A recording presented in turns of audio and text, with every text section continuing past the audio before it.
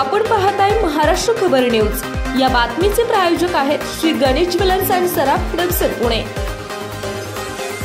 शहरातील हत्यांचे सत्र अद्याप सुरू असून सोमवारी पहाटे पुन्हा एक हत्या झाल्याची घटना निदर्शनास आली असून हर्सुल कारागृहाचे अंमलदार सिद्धार्थ जाधव यांची कारागृह परिसरातच लाकडी दांड्याने चेहरा आणि डोके ठेचून हत्या करण्यात आली।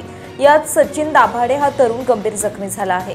हर्सुल पोलिसांच्या माहितीनुसार 45 वर्षीय जाधव हे हर्सुल कारागृहामध्ये अंमलदार होते। पत्नी मुलगी मुलासह ते कारागृह कर्मचारी निवासस्थानामध्ये वास्तव्यास होते। सोमवारी पहाटे निवासस्थानाच्या आवारात पडक्या जागेत जाधव अत्यंत गंभीर अवस्थेत आढळल्याचा कॉल हर्सुल पोलिसांना प्राप्त झाला।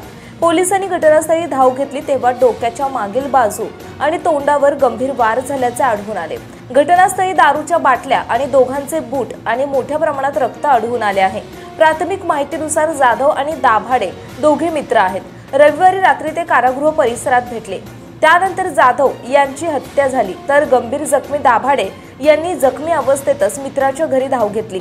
मित्राच्या दरवाजावरच ते कोसळून बेशुद्ध झाले। मित्राने त्याला घाटीत दाखल केले। अतिदक्षता विभागात उपचार सुरू आहेत। जाधव यांची हत्या कोणी केली हे अद्यापही गूढ असून दाभाडे शुद्धीवर आल्यावर चित्र अधिक स्पष्ट होईल। दरम्यान पोलीस तांत्रिक तपासाच्या आधारे देखील मारेकरांचा शोध घेत आहेत। आपण पाहताय महाराष्ट्र खबर न्यूज। या बातमीचे प्रायोजक आहेत Shri Ganesh jewellers and Saraf production Pune.